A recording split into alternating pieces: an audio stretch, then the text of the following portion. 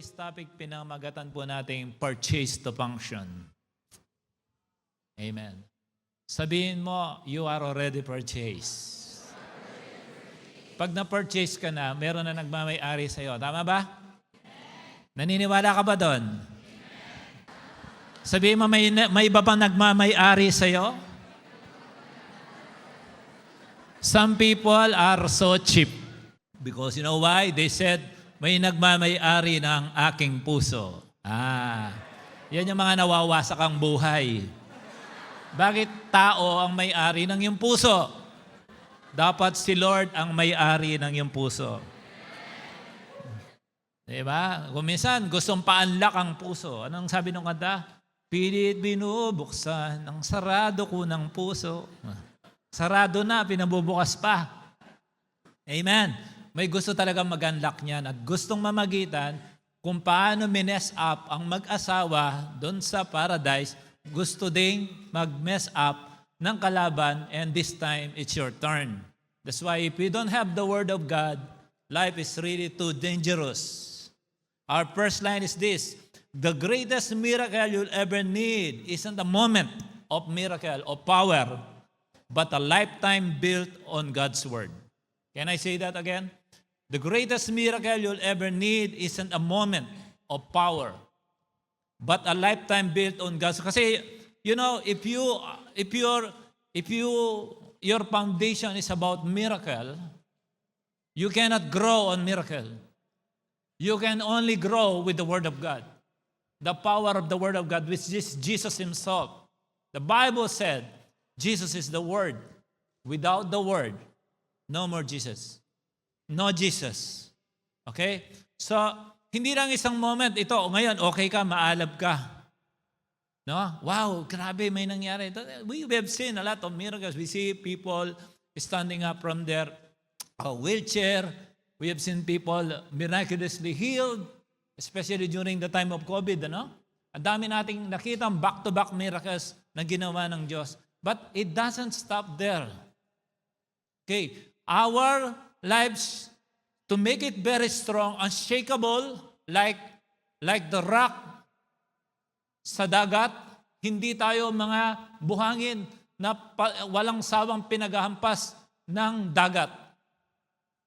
Tayo yung mga bato na kahit anong hampas, hindi tayo natitinag. Yun ang mga tao na in-establish din ang kanilang mga buhay ng pundasyon ng salita ng Diyos. Tama po ba? Yeah, we heard a very powerful testimony. Some people, they dream, their dream is to go away from the will of God. Pero ba, ang dream mo, mapapalayo ka sa Diyos. Ang dream mo, mapapalayo ka sa ministry. Ang dream mo, mapapalayo ka sa gawain mo para sa Panginoon. You cannot match what God is able to do with your future. Kaya kailangan maging discerning tayo. And discernment is not like a switch na pag-switch mo, pag-on mo, sisindi na yung ilaw. Discernment or even faith should be molded with the Word of God. Kada if you are running away from your Bible, I tell you, your discernment will never increase. With your discernment will never grow. Kasi madidiscern mo lang isang bagay. Halimbawa, itong sitwasyon. Ano bang sinabi ng Panginoon sa sitwasyon na to? What is God's intention why I'm undergoing these challenges in life? Lord, why I have this? Why I have this sickness? Why I'm challenged? You know, if you can only align, if you are going to align yourself with the Word of God, you can always find the answer of God. Bakit ka nalugi? Yeah, you heard this.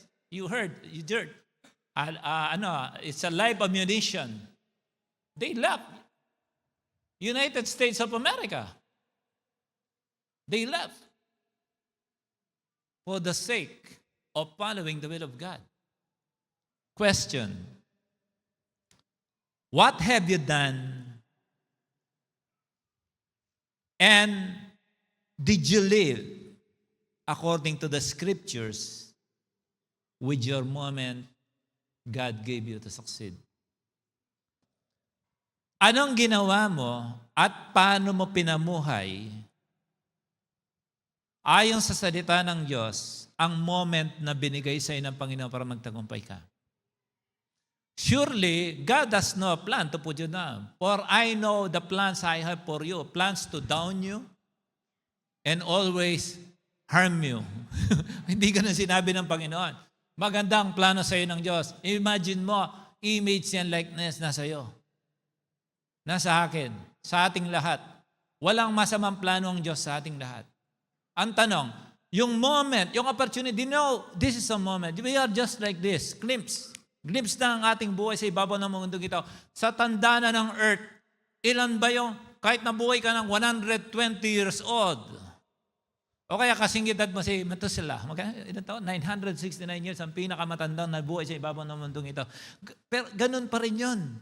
Moment lang yon. Ang tanong, ano ang ginawa mo sa pinagkatiwalang moment sa iyo ng Diyos? Amen. He purchased us. Again, ang topic natin, purchase to function. This question is so crucial nowadays. If we are not observant what is going on in the whole world, and we do not repair what's going on in the whole world with the Word of God, magugulat ka sa mangyayari. Amen. Para sa iyo, shock sa mga alam ang salita ng Diyos, this is very surprising and exciting. Ma-excite ka kasi napapatunayan mo ang salita ng Diyos totoo. Segment by segment. And it's going on very quick. Masyadong mabilis ngayon na pupulpil ang Word of God. At ito matindi. Ang bilis lumagablab ng salita ng Diyos sa buong mundo. Napakabilis. I believe from my heart, we are too close to the end. Amen? End ng iba, pero hindi natin katapusan. Amen? Are you excited? You know, if your heart is worldly, you cannot live this world. Lagi ko ito sinasabi, kung ang puso mo ay naka-anchor sa mundong ito, pagdating ni Lord, makikita mo, naka-chain ka pala sa mundong ito. Ay, paano ko maiwanan yung farm ko? Paano ko maiwanan yung kotse ko? Paano ko maiwanan yung maganda kong asawa? Hindi maiwan kayong dalawa. Kasi naka-chain ka sa mundo, nakalaka kaya nga, worldly about the world. It should be worthy about the Word.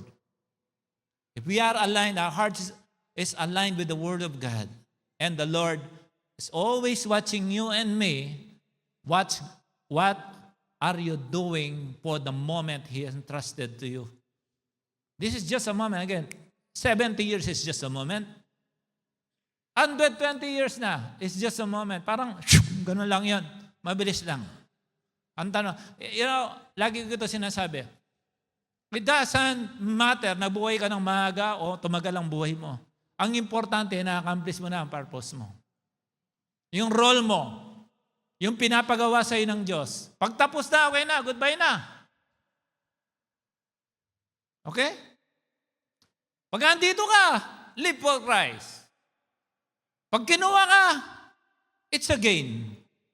So whether we live or die, no problem. We live for Christ. Palakpakan natin ang Panginoon. Proverbs 5:21. For your ways are in full view of the Lord, and He examines our paths. Nulit ko. For your ways are in full view of the Lord. I know usually, bago ako mag-preach dito, tuturo ko sa mga anak ko. Kaya nauna. Sabi ko, just magic na. You know, this is your life. Everything you do, the Lord is like this. You move, He's watching you. You do this, He's watching you. He's watching every move. Why? He's in full view of your life. Tapos si Lord, ginaganon ka po. Whatever you do, whether in broad daylight, behind closed doors, in the dark, the Lord is doing like this to you. Tinitingnan ka ng Panginoon, lahat ng galaw mo, desisyon mo, pananalita mo, sa isip, sa salita at sa gawa, tinitingnan ka ng Diyos. Ay. Pinagmamasdan ni Lord. Even your paghinga, yung wala kang malay, natutulog ka, pinagmamasdan ka ng Diyos. Why? For your ways are in full view of the Lord. And He examines all your paths. In-examine niya ang ating path. Sabi ng salita ng Diyos, He will make our ways straight. Kasi mahirap mabuhay ng liko-liko. Siya lang ang makakapagtuwid ng ating daan. Kaya sa kanyang kaparaanan, ang buhay ay madali. Kasi di ba, sinabi ko dati ito, pag nag-drive ka, pinakamadali mag-drive, puro diretsyo. Sa Middle East, madali ito. Nagbibiyahe ka ng 50 kilometers dito sa Middle East. Ang daan, diretsyo lang. Lalo na yung Dubai to Saudi. UAE to Saudi. Isang ma-stretch yun. Talagang makakapag-relax ka. You can put a cruise control. Easy. Ang gumanong-ganon. Bakit? Pag ang diretsyo, daan, ay yung pinapadali ng Diyos ang ating buhay. Amen. Alam mo, sa school, may dalawang uri ng estudyante. Isang matalino at isang matalinaw. Amen. You got it? Isang matalino o isa matalinaw. 1 Corinthians 6:17-20, the Bible said, flee from sexual immorality. Every sin that a man does is outside the body. Okay? But in verse 17, the Bible said, but he who is joined to the Lord is one spirit with Him. But he who is joined to the Lord is one spirit with Him. That's verse 18. Flee from sexual immorality. Every sin that a man does is outside the body, outside his body. But he who commits sexual immorality sins against his own body. You are generating your own curse if you intend to live in sexual immorality. If you are doing this, you're still single, make up your mind today. The Lord is about to come. It's time to live in holiness. Verse 19, and do you not know that your body is the temple of the Holy Spirit who is in you? Your body is the temple of the Holy Spirit who is in you. That how special that vessel is. Ganyan kahalaga ang katawan na yan. Isipin mo, ang dami-dami nating ginawang error sa buhay, tapos humingi lang tayo ng tawad, tinanggap lang natin si Jesus, pananahanan tayo ng Holy Spirit. Kaya, if you know the Word, you respect your body. What you have from God, and you are not on your own. Sabihin sa katabi mo, hoy, pag-aari ka na ng Diyos. Kung di mo pa alam, pag-aari ka na ng Diyos. Ito maganda dyan, verse 20. For you were bought at a price. Wow! Palakpakan natin, Panginoon. Hindi ka hiningi. Binili ka. Pinurchase ka. Hindi ka palang kinukuha dito, pero nabenta ka na. Pag-aari ka na niya, di ba kung minsan, babayaran ko to, hindi ko, pero dyan muna yan, dadaanan ko. Pero bayad na yan. Pag bibili niya, sorry. May-ari na, may bumili na. Sometimes man nakikita ko sa IKEA yung as is. Gusto ko to. Nakikita ko, sold. Sayang, naunahan ako. Hindi ko na yung makuha. Bayad na.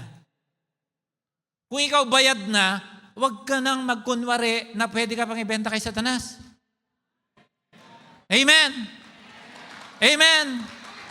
Sabi sa katabi mo, huwag kang magsana satanas. Nagsasata-satanas ka pa. Therefore, glorify God in your body and in your spirit, which are God's. So, may God be glorified in our body. Tapikin mo, glorify. You know, we must be acceptable in God's sight. Holy and acceptable in His sight. Ang ating katawan na to, na hino-host ang ating kaluluwa at ang espiritu. Ang lagi ko to sinasabi, hanggat BFF ang body, soul, and spirit, gumagalaw pa tayo dito. Pag yan, nag-break yan, tapos na. Wala nang balikan yan. Kaya hanggat magkakabarkada pa yan, magkakasama, gumawa ng mabuti ang katawan na yan. Amen? Sometimes, you have to pray like this. Lord, I want to love you with intensity, Lord Jesus Christ. Okay, sometimes we need to be a very simple prayer but powerful. Yung sabihin mo, Panginoon, gusto kitang lalong mahalin kaysa doon sa tindi ng pagmamahal ko sa iyo kahapon. Lord, gusto ko everyday nag-i-increase yung pagmamahal ko sa iyo. We can pray like that. Then you start to see your heart getting closer and closer to God. And don't belittle yourself when you are serving God. Walang little sa Diyos. Amen? You know, bakit nagiging little? Di ba sabi ni God, you of little faith. You know why? Sometimes, what you are praying for, the object of what you're praying for will be directly proportional to the faith that you are going to apply. Kapag nakikita mo ang importante yan, malaki yan sa'yo, hindi yan pwede maliit na faith. Pinaglalaban mong matindi, life and death, family, business, tapos magpe-pray ka, ay Lord, bahala ka na dyan, I trust you, in Jesus' name, amen. Hindi mo na-apply ng matinding pananampalataya. Hindi pwedeng malaki yan, tapos ang faith mo, ganun. Life and death. Kaya sabi nila, you have little faith. Tagal nyo na akong kasama, wala pa rin ba? Kaya yung object, yung tingin mo sa object, will determine the size of your faith. Pag malaki ba, alam mo, relasyon lang namin mag-asawa to. Madali to. Tapos wala lang, critical na. A-apply ang dapat na matinding pananampalataya yan. Amen. Your faith size can be determined by the size, by the sight and size of your prayer request. Your view of the matter is small, that's why people's faith is so small. Yung nakikita mo, malayat lang to. May mga bagay na talagang pinaglalaban na ang pambayad lang pananampalataya. Merong mga bagay sa sitwasyon sa ating buhay na hindi kayang tapatan kung anong meron tayo sa ibabaw ng mundong ito. Ang kalakip na pananampalataya ang mahalaga. We always hear this. The currency in heaven is faith. We cannot buy anything. We cannot blackmail God. We cannot force Him. Only the application of the power of God. Lord, pag sinabi mo kay God, Lord, sinabi mo eh. Sinabi mo, Lord, sa ganito eh. Ito yung pananampalataya. Nakikita ni God, oh, ibang klaseng pananampalataya ito, may word of God. So God is obligated to put His promise on what you are praying for. Bakit? Ginamit mo na salita ng Diyos, binalik mo na sa Kanya. Wala nang titinding prayer pagka salita ng Diyos ang binabalik mo sa Kanya. Amen? Panginoon, ginawa mo to 2 years ago eh. Pananampalataya ko sa iyo. 2,000 years ago, ginawa mo. Alam ko, gagawin mo ulit to. Wala akong ibang sandigan, Lord. Wala, hindi natatalab ditong kayamanan ko. Hindi na po ubra ditong kagwapuhan ko. No? Hindi na ubra dito mga meron ako sa buhay, influence ko. Wala na, Lord, sa'yo lang talaga. Naku, yan ang inaantay ng Panginoon. Amen? Amen? Amen? Amen? Amen? Amen? Palakpakan natin siya. If God is in it, you don't need to be afraid. Basta naka-involve ang Panginoon, andyan ang Panginoon, I tell you, wala kang katatakutan. May palagi kang pagkakapitan. You know, I remember, nung andun ako sa Metro Manila, talagang pag umaandar yung Billfront Transit, ewan ko na, inabot nyo sa Maynila yung mga bus na yon. Pag dumadaan yun sa harapan ng SM North, dadaan yan. Parang ako si Flash. Talagang, kailangan mas mabilis ako sa bus. Pag dungaw ng konduktor, nobody chest. Sabi ko, ito na. Pagtanong ko, yung pa ako, sakto doon sa platform ng bus. Ang susunod na dapat mangyari, may makakapitan ako. Laglag ako doon. Paghapak ng pa ako, kapit agad doon sa skribo. Tapos habang nakadungaw ka, ine-enjoy mo pa, di ba? Para ka nakasakay sa roller coaster. Tapos sabi mo, hey, salamat, makakauwi na rin. After ng isang oras na pag-aantay ng bus, mauuwi ka pa na nakadungaw ang kalahati ng katawan mong ganun sa bus. Ngayon mga bata, susunduin na sa sasakyan, bad trip pa. Ang pangit na nangyari sa school kanina. Mga girlfriend na susunduin ng mga boyfriend. Ba't gayon ka lang? Di mo alam, mas mahirap pa sa board exam ang pumasa ng driving dito? Tapos, ang katutak na registration, kailangan mo pang i-prove ang finances mo para makapaglabas ka ng sasakyan. Tama ba? Tapos sabi nilang ni girlfriend na wala naman pinaghirapan. You're late. My goodness. You have to be understandable. Sabi mo, kailangan ng tunay na action. Revelation 20:11-15, the Bible said, then I saw a great white throne and him who sat on it, from whose face the earth and the heaven fled away, and there was found no place for them. And I saw dead, small and great. Mga bigatin at mga hindi gaano mabigat. Janitor, presidente, nandun. I saw the dead, standing before God, and the books were opened. And another book was opened. Sabihin natin, another book. Doon sa another book na yon, dapat nandun ang pangalan mo. If your name is not on the other book, everything you have done in this world is useless. Everything. It is the final conclusion of our lives. Your name should be on the another book. The Bible said, and another book was opened, which is the book of life, and the dead were judged. What? According to their works. What you're doing matters to God.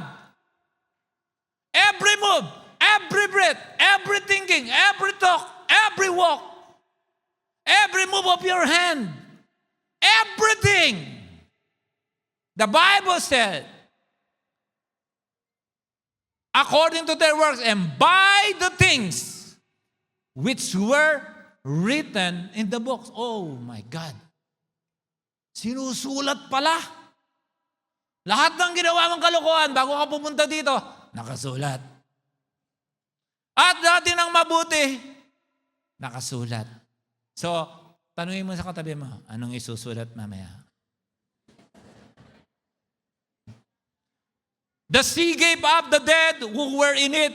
The dead and the Hades delivered up the dead who were in them, and they were judged, each one according to his works. You see? This is work. Imagine you are here. Say amen? Dapat, pagod ka na magtrabaho. Dapat nasa beach ko ngayon. Pastor, napaka-KJ naman ng church na to. Bihira ang winter, tapos kailangan ka mag-church. Tapos babanatan ka pa ng preach na 2 oras. Gusto ko na umaya, barbecue na ako. Ang tagal. Tapos akala ko uwi na kami. Lahat po ng mga nahihirapan dito, lahat ng may sakit punta sa harapan. Naku, 1 hour na naman to. Anong gagawin natin? Anong gagawin natin? Works to eh. Kung gusto mong umuwi, di umuwi ka. Kami mag-i-extend pa ng 1 oras dito. Amen. Ang layo-layo pinangganito, nakikita ko galing Pujero, matindi dito. Tapos magpipreach ako 30 minutes, lugi sila. Nagbiyahe ng 2 hours, umaten lang. Ikaw, tira lang. Naiinip ka pa. Tapos gusto mo ang pangalan nasa Book of Life? Come on. Come on! Come on! Pagdating sa Word of God, bad trip ka. Amen? According to your works. At least masasabi mo, pagharap mo sa Panginoon, Lord, nag-preach na matagal yung pastor namin, tiniis ko.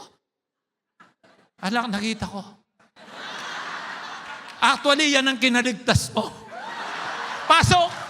You, my good and faithful servant, i-high five mo yung katabi mo, mag-aantay tayo hanggang benediction.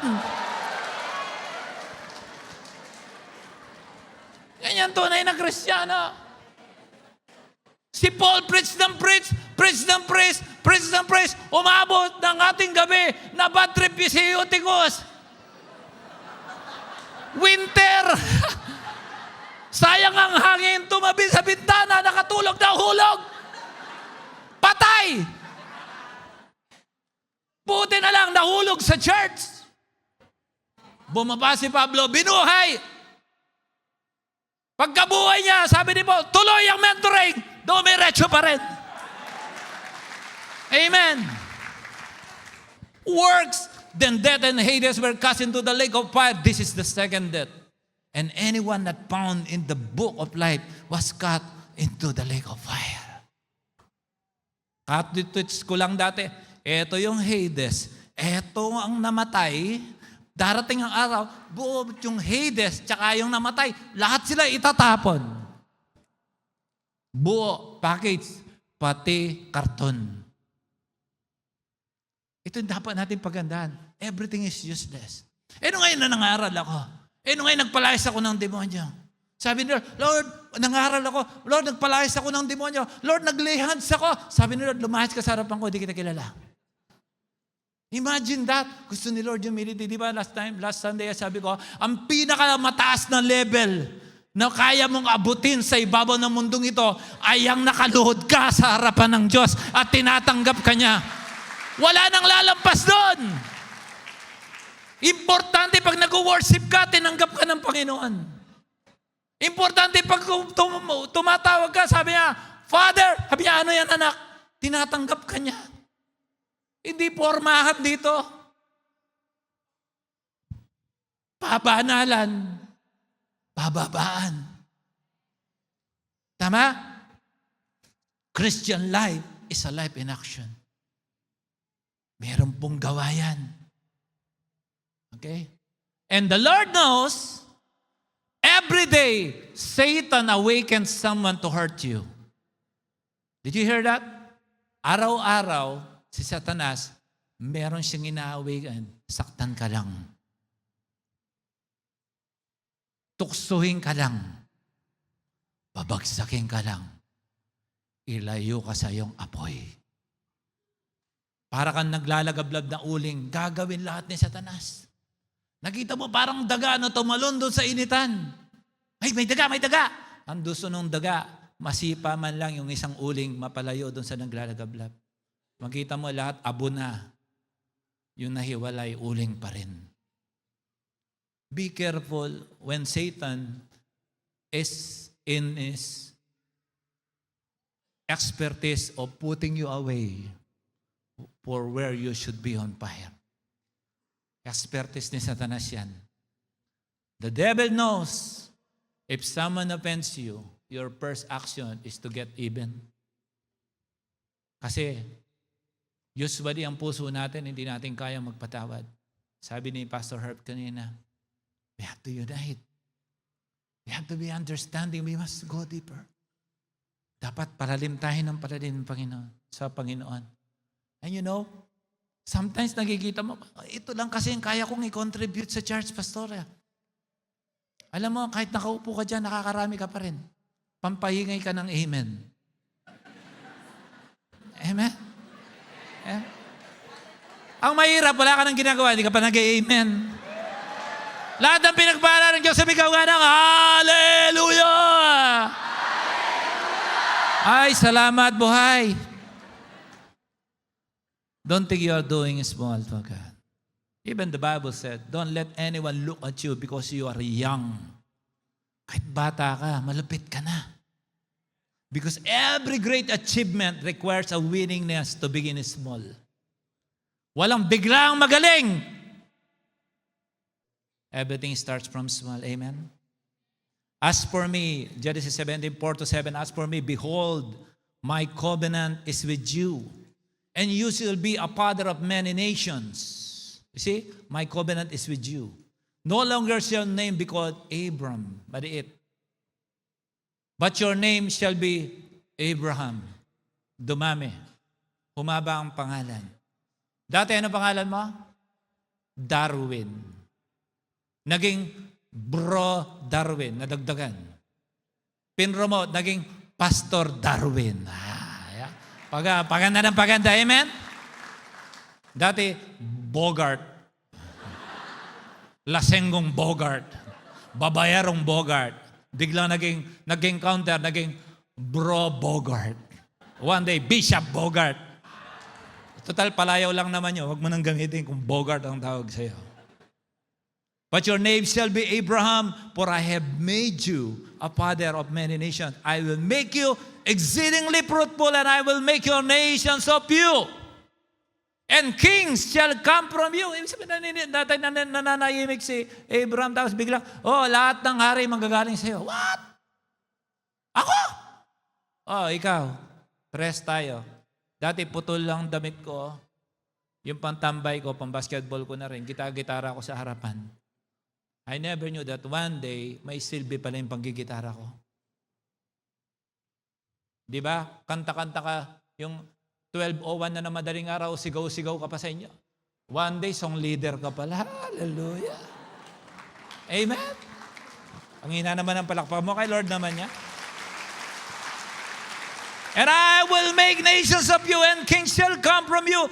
And I will establish my covenant between me and you and your descendants after you in their generation for an everlasting covenant to be God to you and your descendants after you. Huwag mong titingnan na maliit ang sarili mo. Everything big starts little. An oak tree began as an acorn. A 6-footer started from being an embryo. My son Joshua is formerly embryo. Ngayon, 6'1" at the age of 16. From mother's womb. Maliit, lumaki. Everything you possess is a starting point. Kung minsan, paano ako mag-uumpisa? Anong gagawin ko? Sabi ni Lord kay Moses, ano ba yung hawak mo? Stop. Umpisa natin dyan. Kala mo, konti lang meron mo, yan pala. Huwag mong itaya sa wedding. Whatever you have been given, and more will come to you. Look, Jesus began in the stable. Pinanganak siya sa sabtaban, but he did not stay there. 30 years without performing miracles. But one day, he launched his first miracle in the wedding at Cana. And the rest is history. Hindi natinag si Lord. Kaya wala kay Lord eh. So what? Nag-start ako sa stable. So what? Because I created the stable. I created the whole world. He knows kung sino siya. David has a slingshot. Because of that simple thing, naging hari siya. Joseph was sold as a slave. And he became the second most powerful person in the whole world. A widow named Srepat, she gave a small pancake. And with that small pancake, because God blessed her, got a continuous supply during the famine. You know, small things, if you give to God with all your heart, you will transform this world. You can turn this world upside down. with the so-called small thing that you got from God. Lord, ito lang ang alam ko eh. Bakit? Taga-prepare ka ng spaghetti sa Bible study. Taga-prepare ka ng juice sa cell group. Hanggat nakaupo ka doon, gano'n naman yung start ni Pastora. Nag-start ang church sa kakakain ng spaghetti. Tama ba? Batch 1. From spaghetti. Every Friday, spaghetti, spaghetti. One day, glory to God. Kung gaano karami yung noodles na pinakain ni Pastora ng spaghetti, ganun karami naging membro ng church. Amen. Who think that small spaghetti, our ministry will reach Canada, Australia, hallelujah, Europe, one day USA. Say amen. Say amen. Saan nag-start yun? Spaghetti. It's true. Para mag-stay, para umattend, sunduin kita at meron kaming spaghetti. Every Friday is spaghetti. Kaya every cell group anniversary, dapat may spaghetti. Every visitation of the senior pastor to network meeting, wag na mawawala ang dalawang ito. Spaghetti. Tsaka, good. Very good children. Okay? You know your pastor. Whatever you have been given is enough to create anything you have been promised. May promise si Lord sa'yo, but be good. Kala ko tapos na. Bakit yung pianista? Zechariah 4:10, for he would despise the day of small things. Isaiah 28:10, for it is, do this, do that. A rule for this, a rule for that. A little here and a little there. Kung minsan, maliit na nga, minamaliit mo pa. So whatever you possess today is enough to create anything else you will ever want in your future. Do you know that your future depends on what you possess right now? Say amen. Wala naman nagbibilang ng, sige, count, 100. No. Actually, ang pagbibilang, hindi man nag-uumpisa sa 1. Ano paano magbilang? 0. 1. Dahil ang 0 kasama sa numbers. Kung walang 0, walang 10. You know mathematics, right? No 0, no 10. Kailangan mag-umpisa ng 0. Alam ng Panginoon, yan yung starting point mo. Yan ang baseline mo, diyan ka mag-uumpisa. Okay? That's why Jesus don't mind starting in the stable because He knows kung sino siya. Whatever you have in your hand can create anything you want in the future. Galingan mo lang. Sabi sa katabi mo, galingan mo. Do you know, regardless of your appliance size you have in your house, regardless of any appliance in your house, kahit anong sukat niyan, depende yan sa purpose. Tama? Hindi mo pa memorito ng itlog ang hair blower. Tama? Dahil mainit ang hair blower, luluto mo yung itlog to.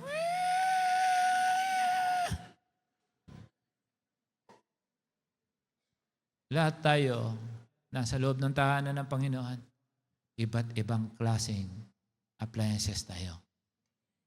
Amen? Naway, ikaw yung vacuum cleaner. Pinakamaingay at laging nasa flooring. Okay lang yun. Every appliance in the house, regardless of its size, matter to the purchaser. Sinong purchaser natin? Si Lord. We were purchased through the power of His blood. Tama ba? It doesn't matter kung maliit ka. Ako ay pambalbas lang. Pag hindi ginamit yan, hindi ka popogi. Kung sabi, ito lang ang purpose ko. Bakit? Pang sipilyo lang. Di makina naman. Sa tamad na user. Pero may gaganon mo na lang. Di makina pa. Depende yan sa design mo. You know, I have here First time illustration. Gutom ako eh. Yan. Pag lumabas, palakpakan na. Hindi, pangako niya muna. Say amen. Magtiis ka. 30 minutes pa to bago maluto. So wala kang choice. Amen.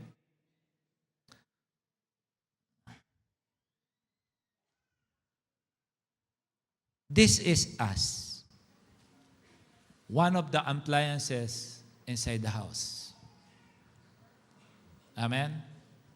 You think you were given little?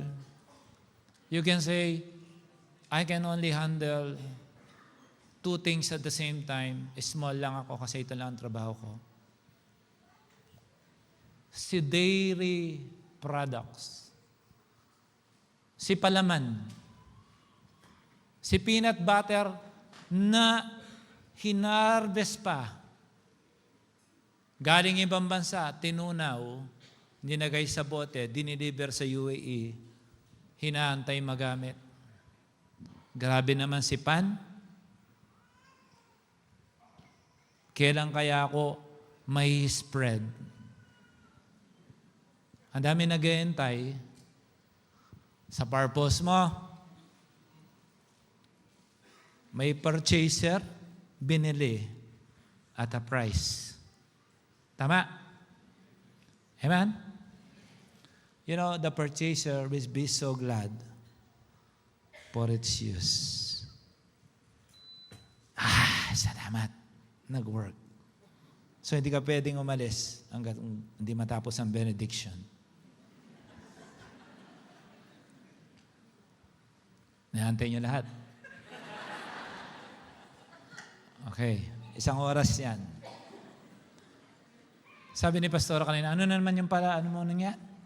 Talaga mga misis, kunyari, pinapagalitan ka, pero gusto makuha yung mensahe. You know, the purchaser will be glad for its work. Pag nakakamplis mo ang purpose mo, regardless how small you are, and you think how small are the things you are doing for God, it matters to God. Lahat ng ginagawa mo, importante yan. Ito palang ginagawa ko eh. Pastor, yung paupo-upo mo dyan. I remember Bro Magdi, nung ina-invite siya mag-Bible study, sa taas siya. Pero si Mrs. niya nagba-Bible study na nagsasagroup na, nakaupo sa taas ng balkonahe, ng taas ng stair, tapos next week, nasa susunod na stair, one day, nakaupo na doon sa mesa.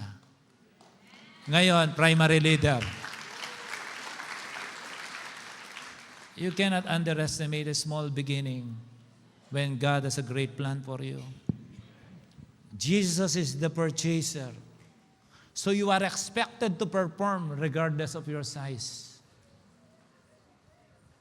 You are expected to action because you are purchased for a reason.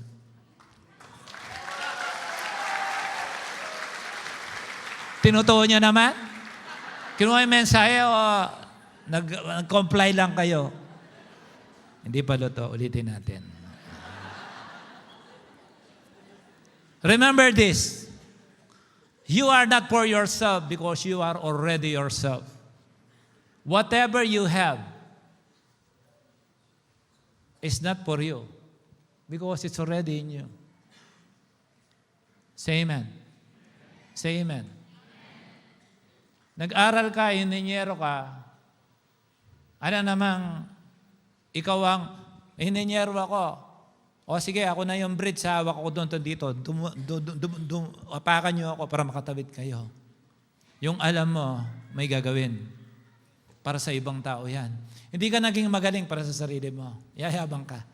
Remember this preaching? Whatever you did not turn into praise will turn into pride. You were given the gift of deliverance. You were given the gift of speaking tongues. Helping the poor. Lahat ng gifts na yan, that gift should operate not for yourself because you are already that gift. It's already in you. God has a great plan for your life. When the Holy Spirit, all the gifts are already loaded in you. Even the fruit of the Holy Spirit should showcase the grace and mercy of God through you. Amen. Yun nilagay na... Isa pa. Gusto ko toasted. Your anointing is to bless the people and the body of Christ. You think things are around you. There are so many messages na iniignore mo. Ngayon, simula ngayon, kung mahilig ka sa tinapay, nagluluto ka, maalala mo na ito, mensaheng to. Look around you, hair blower, my goodness. Hindi ka makakatulog ng basa ang buhok mo kung wala kang hair blower.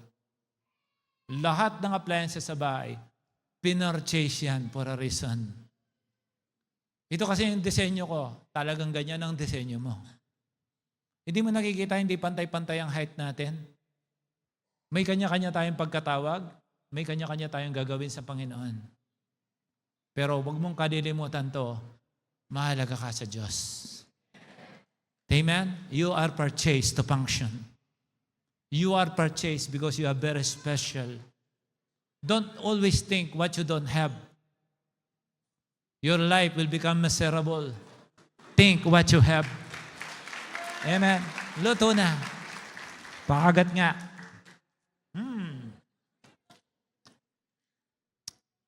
I love crunchy. Say, for example, I am the purchaser. Are purchasing? Now it's serving me.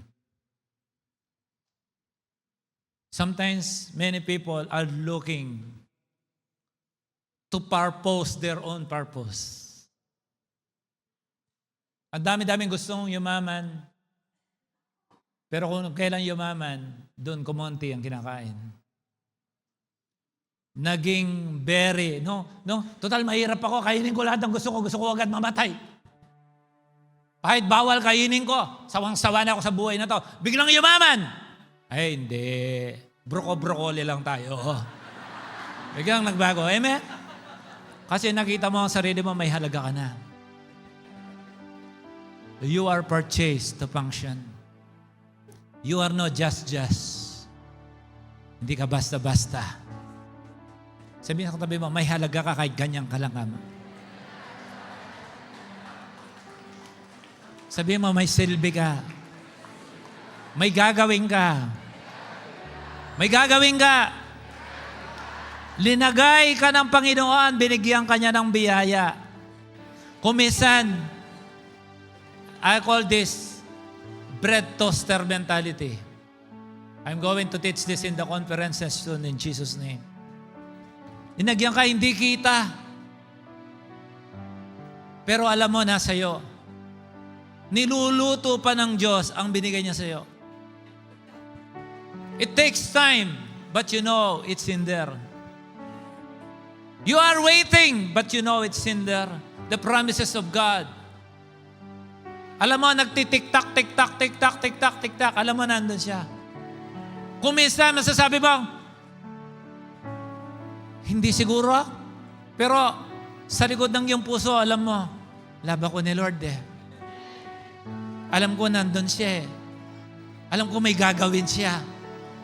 Naging pasaway lang ako, pero nararamdaman ko pa rin ang Diyos. Tumatalikod ako ng ilang beses, pero naririnig ko ang kanyang boses. Bakit? Alam mo? Dinagay sa'yo eh. Hindi pa lumilitaw kasi hindi pa oras. Hindi pa lumalabas kasi hindi pa luto. Pero pag binilang mo yan, 5, 4, 3, 2, 1, bug! Oh, hallelujah! Amen? Timing ano? May digital. Akala nyo ako magaling. Pang-conference to, no? Amen? Amen? Dahil nakadesenyo kang bread toaster, ginanaan ka ngayon. Sabi mo, Lord, Lord, Lord, Lord, gusto ko pa, gusto ko pa, gusto ko pa. Why? You found your purpose. Gusto mo, ubusin mo na ang lahat ng pan. Lutuin sa'yo. Kasi masasanay ka na. Masarap palang magantay. At pakainin yung purchaser ng luto sa pagmamahal. Luto sa pag-aantay. Luto sa panalangin. Luto sa pananampalataya. Amen? You are purchased for a reason. Walang delay kay God because He created time. Who created time? God. He created this space. No one been existed. God is already existing when nothing is existed yet. Andun na ang Panginoon, wala pa ang lahat. So sabi niya, I want to create the time. So He created the moon to govern the night and the sun to govern the day. And I will create the seas and the expanse so that there will be a volume to move. We call it space. Lahat yan create ni God for a reason. Kailan ako mag-aasawa? Mali! Kailan ko ang mapaglilingkuran ng Diyos bilang may asawa. Ganon ang magantay. Amen? Kailan kaya ako magkakaanak? Mali. Kailan ka makakapag-produce ng mga offspring mo na maglilingkod sa Diyos? Ganon. Amen? Amen? Gusto mo magkaanak? Pumunta ka doon sa bayang punan. Gusto mo 10 agad. O, may anak ka na. Hindi. Dapat yung lahat ng pinapangarap mo sa Diyos, yung may purpose. Nagantay ka man. Yan na naman. Nagantay ka man. Pero luto naman. Did you get the message? Kaya simula ngayon, huwag mong titingnan ang sarili mo parang ito lang ako. Ay, pastor, nagkasala ako, bagsak ako eh. And even the man after God's own heart, nagkasala. Say amen? Ang tinitingnan lang nila, paano ka tumayo, paano ka lumaban, paano humingi ng tawad. Alam mo naman, sasanang North, di ba? Noon sasanang Diyos, alam mo kung paano balikan? Banatan mo lang sa kompas. Oh, nandun na ako, nasa east na ako. Saan? North, east, south, west. Dito yung north. Alam mo. Kaya yung iba, sabi nila, nahihiya akong bumalik sa church. Ba't ka mahihiya? Kamamatay mo, hindi ka bumalik. Gusto ko na talaga maglingkod, gusto kong paglingkuran, pero nahihiya ako, parang hindi ko na bagay. Yun ang akala mo. Isang hugas ka lang ng banal na dugo ni Kristo, kumikinang ka na. Amen? Para kang pumasok sa kasa, halos hindi maintindihan na wasak-wasak na kotse, paglabas mo, matindi ka ba sa mga vintage car? Nakita mo yung mga vintage car, pag na-restore, mas mahal. Ganyan ka kahalaga. Amen. Don't press the... Luto na. Umuusok pa. Sinong gusto nito? Amen? You're happy? You're happy. You know why you will be happy? If you know God is happy with you, magiging masaya ka. Again, if you are going to look on object as little din ang i-apply mong faith dyan. Pero pagka nakikita mo ang isang bagay, pinapakita mo kay God na importante yan, lalaki ang pananampalataya mo. Base kung paano mo tinitingnan yan. You know, there are Christian in life that has something to do with eternity. Long time impact. Yung mga crucial sa buhay mo, hindi yan sinachamba. Pag-aasawa, hindi yan sinachamba. Pagpapamilya, hindi yan sinachamba. Pagbe-business, hindi yan chamba. Dapat yan, kinukuha mo ang kalooban ng Lord, tutuloy ko ba to? Kung ano man mangyari doon, pag pinagpaalam mo na kay Lord, binigay mo sa Kanya, kahit anong mangyari doon, naka-anchor ang iyong desisyon Kasi Lord, sinabi mo, go. Nakita mo ang tumatawid sa green light na nakago, hindi yan natitiketan. Kasi sinabi ni Lord, green, go. Pag red, Pag yellow, hindi. Bilis. Bilis mo. Ulit. Do you love Jesus? Then Jesus loves you more. You don't need to be crucified. Carry the cross. Be crowned with thorns. 2 to 3 inches ang lalim nilagay sa kanyang ulo. He was whipped at the back 39 times. He carried the cross, which represent the weight of your sins and my sins. The weight of the sins of every humanity in the whole world. His face was so disfigured. Inapakan siya, dinura siya, sinuntok siya, inampas siya ng rod, binunutan ng balbas. Hindi na niya makayanan, nauubos na ang body oxygen niya, nadidrain na yung dugo niya. Tinulungan na lang na yun ng isang Simon para bitbitin ang cross doon sa bundok ng Golgotha. Pagdating doon, buhay pa siya, hiniga sa cross. Ninagay yung kamay niya, pinako. Kada pukpok, iniisip ka niya. Pinagsapi ng paa niya sa mas malaking pako. Kada pukpok, iniisip ka niya. Dahil alam ng Diyos, hindi mo kayang iligtas ang sarili mong kamay, hindi mo kayang iligtas ang sarili mong paa kung saan kanyang dinala. Sabi niya, pagtaas niya, Father, forgive them, for they don't know what they're doing. At least, sabihin ni Lord, after nito, malalaman nila kung gaano ko sila kamahal. Sa dami ng huling saksak sa tagiliran pa. Why? So close to the heart. Because the medical power that cannot heal, which is your emotional healing, only Jesus can. Through the power of His blood. Even your greatest sickness within you, your inner healing, na kailangan mo, kayang ibigay sa iyo ng Diyos. You know, He purchased you to function. And how can God see you functioning if you see yourself na broken? Tanggal ang rayos ng bisikleta, hindi mo yan magamit. Kailangan ma-repair. Flat ang gulong mo, kailangan ma-repair ka muna para magamit ka. If you see whatever is broken in your life, give it all to Jesus. Sometimes even the things that you're not saying, ikaw lang may alam. Ikaw lang yung nasasaktan. Kaya kang tulungan ng Diyos, isuko mo lamang. Amen? If you think that you are a person, ayun,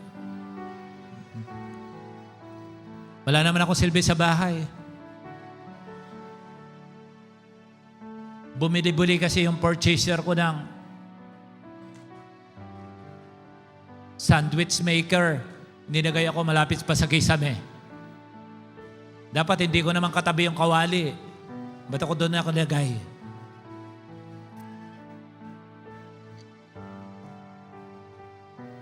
Salad master pa naman ako. Tinabi lang ako, pinang-display. You know why? Inaantay lang pala yung bisitang pandangal. Ikaw ang ilalabas. Ikaw ang i-display ng purchaser. Ikaw ang panluluto kasi gagamitin ka sa isang pinaka-the best na okasyon. Kaya matagal kang tinabi. Kasi sobrang importante mo. Sobrang halaga mo. Piling mo, hindi ka nang gagamit. Antayin mo ang panahon mo. I will tell you, your life will never be the same again if you have this mindset that you are very important in the sight of God because you are His child.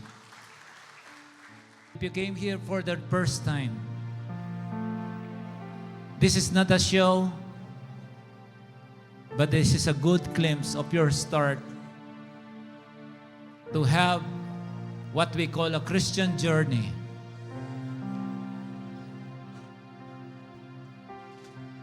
If you see yourself, you don't have the right relationship with God, you always call Father, Father. Our Father who art in heaven, holy be your name. You keep calling Father, but the Father is not responding. Maybe you are not His child. Dahil ang child ni God, kamukha niya. Para makamukha mo ang Diyos, binawi ng ating Panginoong Yesus yun. Siya na na-disfigure ang kanyang image upang ma-recover yung image. And to only recover that image so that you will be like the Father, you need to accept Jesus Christ in your heart today. And your life will never be the same again. The Bible said in Romans 10:9-10, if you declare with your mouth that Jesus is Lord and believe in your heart that God raised Him from the dead, the Bible said you are saved. Hindi ko sinabi yun. Si Lord ang nagsabi nun. So let it start from here, the journey of being a child of God. You cannot forgive your own sins. Only the grace of the Lord Jesus Christ and the washing of the blood of Jesus. The Bible said, without the shedding of the blood, there is no forgiveness. Now God brought you here for the first time. If you keep doing things over and over again by your own and nothing changed, you got the world. The Bible said, what will profit a man if he gain the whole world but lose his own soul?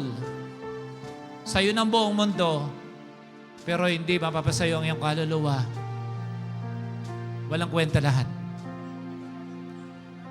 But if you will surrender your life today, you are not only giving yourself a favor, you are giving your family a favor because the gospel and the salvation will be open to your family.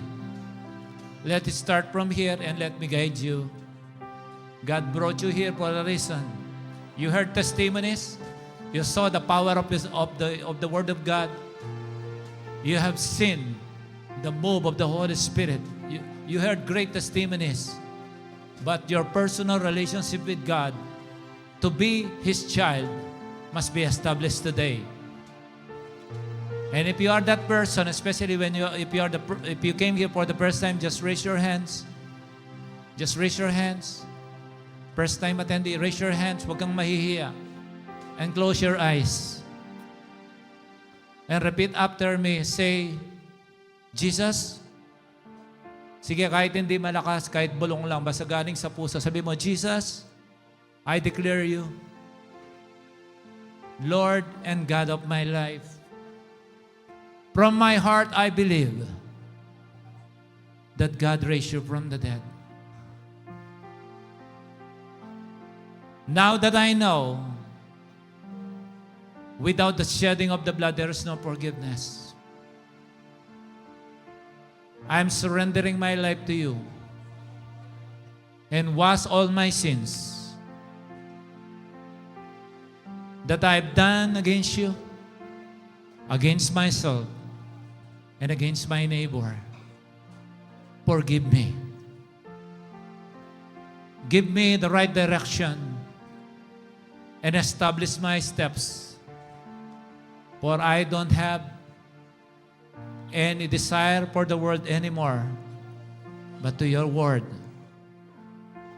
Holy Spirit, make my body your temple from today, because you will be my desire from today. And I thank you for this assurance of salvation that has been established today. I am now your child and you are my Father. And every time I will call Abba Father, I believe you will listen and favor me. This is my prayer with confidence.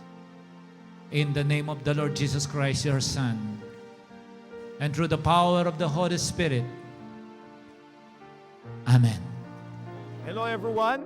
Kung kayo po'y na-bless sa mensahe ngayong araw na ito, I would like to encourage everyone to please like, follow, or subscribe and share this video to your friends, to your family, or to everyone that you knew. So God bless and see you until next.